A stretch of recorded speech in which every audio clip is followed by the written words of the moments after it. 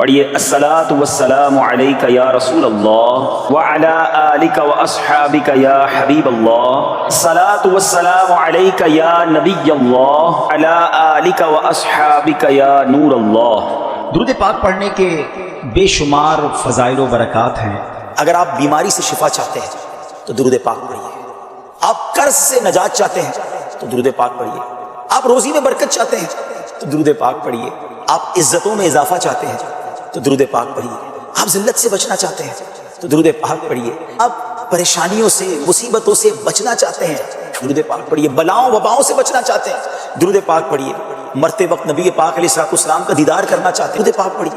Everything whatever I need, और ये हक है नबी पाक अलैहिस्सलाम का उनकी उम्मत पर कि उम्मती उनकी जात पर दुरूद पाक पढ़े। आज प्लीज ये नियत कर लें, चलते फिरते उठते बैठते दुरूद पढ़ते रहे। सल्लल्लाहु अलल हबीब सल्लल्लाहु तआला अला मुहम्मद सल्लल्लाहु अलैहि वसल्लम। ये जो फैमिली होती है ना, ये तस्बीह की तरह होती है।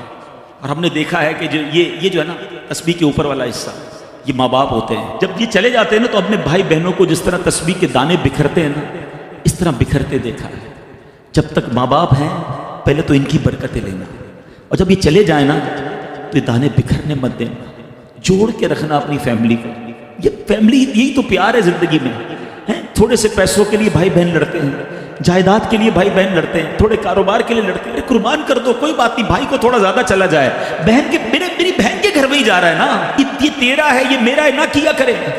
ये घर की मोहब्बतें आपको बहुत सारी बीमारियों से बचाती हैं। हदीस पाक में आता है जिसका मजमून है, जो चाहता है कि उसकी जिंदगी में इजाफा हो जाए, उम्र में इजाफा हो जाए, बुरी मौत से बचे, उसे चाहिए कि वो सिला रहमी करे। सिला रहमी क्या? अपने रिश्तेदारों के साथ अच्छा सलूक। और रिश्तेदारों में द क्लोजेस्ट फैमिली मेंबर जो है वो भाई बहन है, वो माँ बाप हैं, बीवी बच्चे हैं। अरे इनको छोड़कर दुनिया से मोहब्बतें जता रहे हो। अपनी बच्चियों के साथ और अपनी बहनों के साथ बिलखुसूस अच्छा सलूक करना। खुश नसीब है वो भाई जो बहनों का मान है, खुश नसीब है वो जो वालिद जो अपनी बच्चियों के साथ अच्छा बर्ताव करता है। बहनों की दुआएं भाई को बहुत ऊपर ले जाती हैं। खुश नसीब है वो भाई। अच्छा, हमारे एक और निज़ाम पता है क्या है कि जब तक माँ बाप के साथ रह रहे हैं तो चले भाई बहनों में प्यार है। अब भाई बहनों में शादी हो गई, सबकी शादियां हो गई और माँ बाप चले गए, तो अब नॉर्मली लोग अपनी बहनों को इग्नोर करते हैं। अब यार मैं तो अपनी बीवी को देखूंगा, अपने बच्चों को देखूंगा, अपनी कमाई को देखूंगा। नहीं, अब भाई का काम है कि वो वालिद का किरदार अदा करे, बहनों को ये एहसास दिलाए कि तुम्हारे माँ बाप चले गए हैं मगर तुम्हारे भाई जिंदा हैं। हर मुश्किल में तुम्हारे भाई तुम्हारे साथ खड़े होंगे। कभी बहनों को ये रियलाइज मत कराना कि वो अकेली कहीं किसी प्रॉब्लम में हो। वो अकेले में सोचे कि मेरी माँ होती तो मैं किससे माँ से बात कर लेती, बाप होता तो मैं बाप से कह देती, भाई को क्या कहूँगा तो सुनता ही नहीं है। ऐसे भाई आज भी कि बहनें उन्हें अपना दुख भी शेयर नहीं करती हैं, बल्कि भाइयों को पड़ी ही नहीं है बहन किधर गई। ये मत करना। अगर तुम अपने माँ बाप की रूह खुश करना चाहते हो ना तो भाई बहन जुड़ के रहो, भाई बहनों में प्यार रखो। ये पैसा सब कुछ नहीं है। अरे जो कुछ मेरे पास है अगर मेरा भाई बहनों पे खर्च हो जाए तो इससे अच्छी क्या चीज है। ये याद रखिए, जो सोशल मीडिया पे हजारों फ्रेंड बनाए बैठे ना कि मेरे 5000 फ्रेंड तो मेरे 10,000 फ्रेंड, किसी दिन बिस्तर पर पड़ोगे ना अस्पताल में तो उस बिस्तर के किनारे तुम्हें तुम्हारे भाई बहन ही नजर आएंगे। सोशल मीडिया वाला तुम्हारा जो सारे दिन चैटिंग जिसके साथ व्हाट्सएप पे लगे हुए हो ना ग्रुप में, कोई नजर नहीं आएगा। जब तुम्हारे घर में कोई बच्चे का प्रॉब्लम होगा, रात आधी रात को अगर तुम्हारे घर को आके तुम्हें दिलासा देगा तो तुम्हारे भाई बहन होंगे। बहनों को हकीर न समझना, ये उन लोगों के लिए भी दर्स है। इस्लाम जब नहीं आया था ना तो बहनों के हुकूक नहीं थे, उनको कोई विरसे में हक नहीं देता था, बहनों की शादियां नहीं करवाते थे।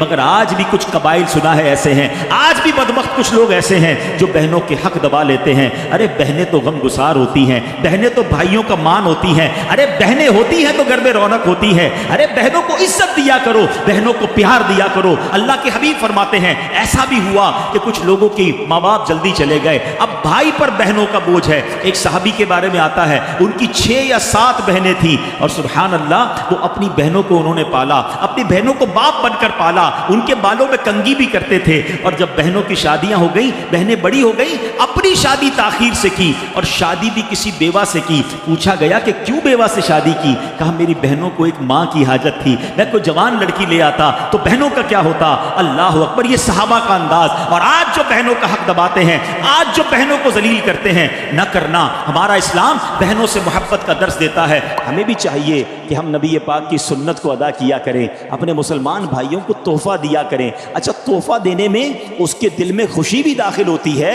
और अदावत दूर होती है। बाज़ औक़ात दिलों में दूरियां हो चुकी होती हैं, बाज़ औक़ात हमारी कोई बात किसी को बुरी लग गई होती है। तो अगर दोस्ती करना चाहते हो ना, हसद को दूर करना चाहते हो, कीने को दूर करना चाहते हो, मुसलमानों में मोहब्बतें बढ़ाना चाहते हो, तो वो तोहफे की आदत को भी अपनाइए। नबी पाक अलैहिस्सलाम फरमाते हैं, एक दूसरे के साथ मुसाफहा करो, यानी हाथ मिलाओ, उससे कीना जाता रहेगा, और हदिया यानी तोहफा भेजो, आपस में मोहब्बत होगी, दुश्मनी जाती रहेगी। आज के माशरे में कितनी मोहब्बत की ज़रूरत है, इतना फ्रस्ट्रेशन बढ़ गया है, आज आपस में नफरतें बढ़ती जा रही हैं। तो है मेरे प्यारे इस्लामी भाइयों, सलाम को आम करें। सलाम में भी हमने कैटेगराइज कर दिया है, जिसको जानते हैं उसको सलाम करते हैं, रिश्तेदारों को सलाम करेंगे, कारोबारी लोगों को सलाम करेंगे। जिस मुसलमान को जानते नहीं उसे सलाम भी लोग नहीं कर रहे होते। सलाम भी करें, हाथ भी मिलाएं, इससे इंशाअल्लाह मोहब्बत बढ़ेगी। सलाम को आम करें, आपके दिल से तकब्बुर दूर होगा, आजिज़ी इख्तियार होगी। और तोहफा दें तो इंशाअल्लाह मोहब्बत में इजाफा होगा। नबी पाक की सखावत का जिक्र हो रहा है। सुनिए, एक बार क्या हुआ, प्यारे आका अलैहिस्सलाम ने अरब के यानी देहात के रहने वाले कुछ अफराद नबी पाक के पास आए। प्यारे आका ने इनमें से बहुत सारों को 100 ऊँट तोहफतन अता फरमा दी, एक एक को 100 ऊँट अता कर दिए। हजरत सफ़वान बिन उमैया रदी अल्लाह तआला अन्हु ने, अभी वो इस्लाम नहीं लाए थे, वादी हुनैन का वाक़या है, ग़ज़वा हुनैन का मौका है। कहते हैं नबी पाक से बकरियों का सवाल किया। हजरत सफ़वान ने, दो पहाड़ों के दरमियान पूरा जंगल भरा हुआ था बकरियों से, नबी पाक अलैहिस्सलाम ने वो पूरे का पूरा जो रेवड़ था ना, हजरत सफ़वान को अता फरमा दिया। अब ये मुसलमान नहीं हुए थे, अब ये अपनी कौम के पास जाकर पता है क्या कहते हैं, ऐ मेरी कौम, तुम इस्लाम ले आओ। अल्लाह पाक की कसम, मोहम्मद सल्लल्लाहु तआला अलैहि वसल्लम ऐसी सखावत फरमाते हैं कि मोहताजी का खौफ ही नहीं रहता है। वो इतनी अता फरमाते हैं कि झोलियां भर देते हैं। अल्लाह अकबर, सुबहान अल्लाह। पहले के लोग एक बड़ी प्यारी बात करते थे, हातिम ताई बहुत बड़ा सखी गुजरा, फरमाया उसने घर में 8 दरवाजे रखे थे हैं, उसके घर के हर दरवाजे पर लोग आते थे, वो उनको अता करता था, माल देता था, खाना देता था। कहने वालों ने कहा कि उसकी सखावत का आलम यह था कि अगर कोई 8 दरवाज़ों से बारी बारी आ जाता तो हातिम ताई उसको 8 दरवाज़ों से देता था, बड़ा सखी था। सुभान अल्लाह। उलमाए इश्क व मोहब्बत ने बड़ा प्यारा जवाब दिया कि हातिम ताई के पास 8 दरवाज़ों से आते थे, तब भी जाकर लोगों की ज़रूरत पूरी नहीं होती थी, जब भी तो आते थे ना। मेरे आका का दरबार वो है जो एक बार चला जाए, और नबी पाक निगाहे रहमत फरमा दें तो इतना अता फरमाते हैं, इतना दिया कि दामन में हमारे समाया नहीं। सरकार दो आलम की सखावत का आलम यह है। बड़े बड़े सखी आए ना, लोग बातें करते हैं यार वो बड़ा सखी था, बड़ा बादशाह था। सुनो, उलमा इश्क व मोहब्बत कहते हैं कि नबी पाक अलैहिस्सलातु वस्सलाम की उस एक दिन की सखा, उस एक दिन की अता जो ग़ज़वा हुनैन के मौके में नबी पाक ने फरमाया बादशाहों की उम्र भर की सखावत तो बख्शिश से ज़्यादा थी। ये ऐसी आला हज़रत नहीं लिखा कि कतरा किसी ने मांगा तो दरिया बहा दिए, ये वाक़यात मौजूद हैं कि नबी पाक से कुछ मांगा और आका ने पूरा जंगल बकरियों से भरा हुआ अता फरमा दिया। एक एक आराबी को 100 ऊँट अता फरमाए। अल्लाह अकबर। एक ऐसा मौका था कि सरकार दो आलम अलैहिस्सलातु वस्सलाम के पास बकरियां, जंगल में बकरियां भरी हुई थी और नबी पाक अता फरमा रहे थे। मांगने वाले हुजूम करते जा रहे थे, नबी पाक उस हुजूम में पीछे हटते जा रहे हैं, तकसीम फरमाते जा रहे हैं और रश बढ़ता जा रहा है। प्यारे आका पीछे होते जा रहे हैं, यहाँ तक कि जब अम्वाल तकसीम हो गए तो एक आराबी नबी पाक अलैहिस्सलाम की बारगाह में आए और मुबारक चादर आपके बदन अक़दस से खींची, जिससे मुबारक गर्दन और कमर शरीफ पर निशान बन गया। नबी पाक ने इस पर इतना फरमाया, ऐ लोगो जल्दी ना करो, वल्लाह तुम मुझे किसी वक्त बखील ना पाओगे। हमेशा नबी पाक के दर से अता ही मिलती रही। अल्लाह अकबर। प्यारे आका अलैहिस्सलाम का दिल अक़दस कितना मुनव्वर था। एक खातून नबी पाक की बारगाह में आई, हज़रत साल बिन साद कहते हैं रदी अल्लाह तआला अन्हु, एक खातून चादर लेकर आई, कहते हुजूर मैंने अपने हाथ से बुनी है, हैं और आपके लिए लाई हूँ। अच्छा, नबी पाक को उस वक्त चादर की ज़रूरत भी थी। प्यारे आका ने वो चादर ली और प्यारे आका जब वो चादर ली और हमारी तरफ निकले, नबी पाक ने तहबंद उस चादर की बांधी हुई थी। तो एक साहबी ने कहा, हुजूर बड़ी प्यारी चादर है, मुझे अता फरमा दो। अल्लाह अकबर। नबी पाक उस मजलिस से उठ कर गए। अब ज़ाहिर तहबंद पहना हुआ था, तब्दील किया, वापस आए और वो चादर उसी साहबी को अता फरमा दी। तो बाकी साहबा ने कहा कि आपको मालूम था प्यारे आका को चादर की हाजत है, वो खातून अपने हाथ से बुन कर लाई थी, कितनी प्यारी चादर थी, आप रहने देते।